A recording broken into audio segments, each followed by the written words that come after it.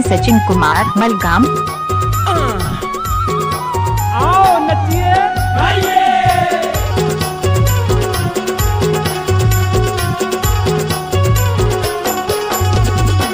दस्ती पंजी दुया ना भैगे अब आगे अच्छा खजाना हो, अब आगे रुपया खजाना। दस्ती पंजी दुया ना भैगे जमाना आओ नचिए हो, अब आगे रुपया खजाना।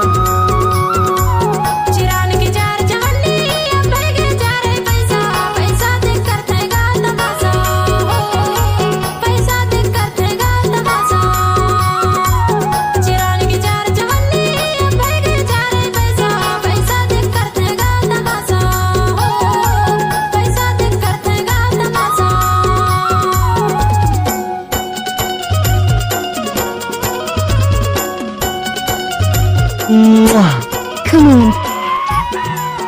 आओ नचिए डीजे सचिन कुमार मलगाम।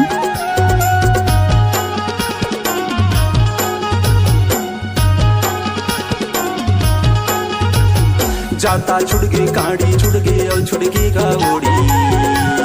घर के I like बैठे you. बैठे खाते कोरी कोरी। आओ नचिए जाता छुड़ गई काड़ी छुड़ गई और छुड़ Come गई on. गावोड़ी।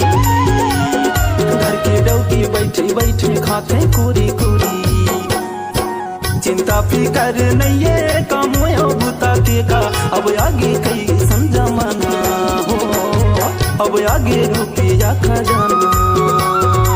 दस्ती पंजी दुया ना भैगे जमाना गा अब आगे कई समझाना हो, अब आगे रुपया खजाना। डीजे सचिन कुमार मलगाम जोगी उधिया म्यूजिक वाले। I like you. आओ नचिए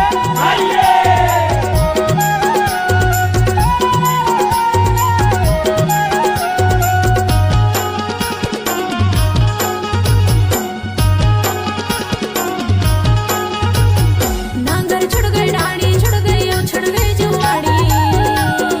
आजकल के डौका मल्ला छुड़ गए जंगल झाड़ी। नांगर छुड़ गई डाड़ी छुड़ गई ओ छुड़ गई जुआड़ी। आजकल के डौका मल्ला छुड़ गए जंगल झाड़ी।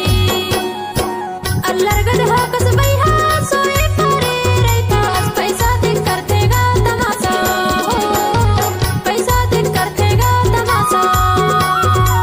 चिरान की चार जवानी बैठे चारे पैसा पैसा देख करते गा तमाशा हो, पैसा देख करते गा तमाशा।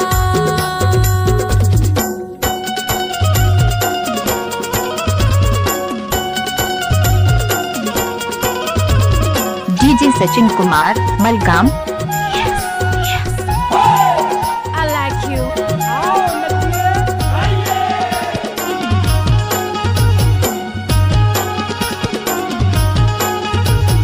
चूल्हा छुड़ गए चौकी छुड़ गए लकड़ी छीटी। गैस कुकर के आग जमाना मारे घर ली सीटी।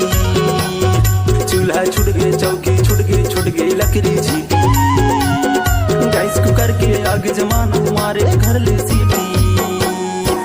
चिंता फिकर नहीं है काम हो बुता के गा अब आगे समझा। आओ नचिए डीजे सचिन कुमार जोगी उधिया म्यूजिक वाले। दस्ती पंजी दुया ना भैगे जमाना गा अब आगे कई समझाना हो, अब आगे रुपया खजाना।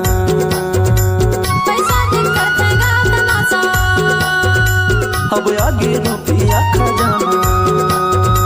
पैसा देख करते गा तमाशा। डीजे सचिन कुमार मलगाम जोगी उधिया म्यूजिक वाले।